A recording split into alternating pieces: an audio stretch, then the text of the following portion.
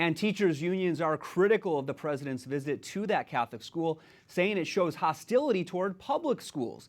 The American Federation of Teachers is even calling it an ideological crusade. I talked to Gerard Robinson, the former head of education in Virginia and in Florida, and a Trump transition advisor who's responding tonight. Well, President Trump was pretty clear that he supports parental choice.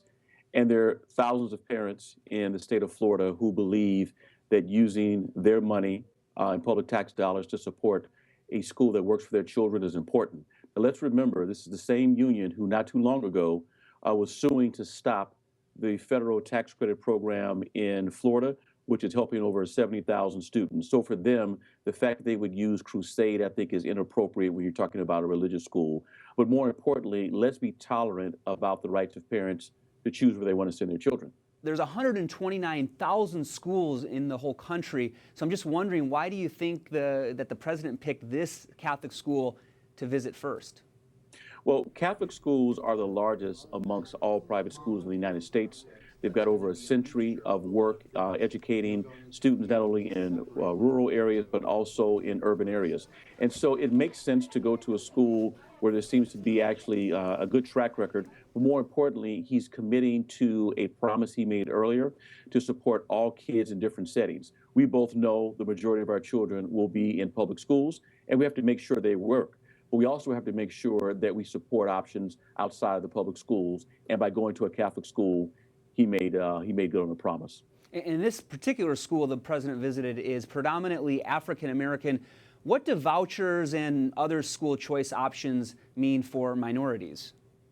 Well, if you take a look at research, whether it's from the Phi Delta Kappan poll, or whether it's from Education Next or pathways.gov, African American parents, over 60% agree that vouchers, tax credits, and other forms of choice are important. That's number one. Number two, if you're talking about African Americans, they've been a part of the Catholic school tradition for a very long time. I'm a Catholic school graduate, as well as many members of my family. So Catholics, urban education, African Americans, it's not new. What may be new is the use of, or newer is the use of tax credits in a state like Florida to advance opportunity and equity. The critics, they say students with disabilities are going to be left behind when we implement school choice across the nation. What do you say to that?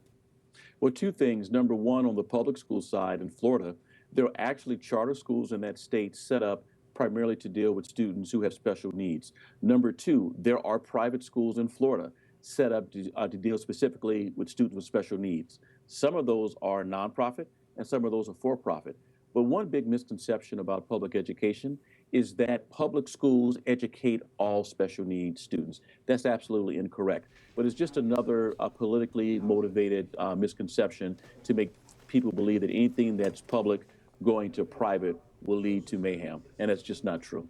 Well, it's certainly something you know very well. You were the Secretary of Education in Florida and in Virginia. Thank you so much, Gerard Robinson, fellow at the American Enterprise Institute. Thank you.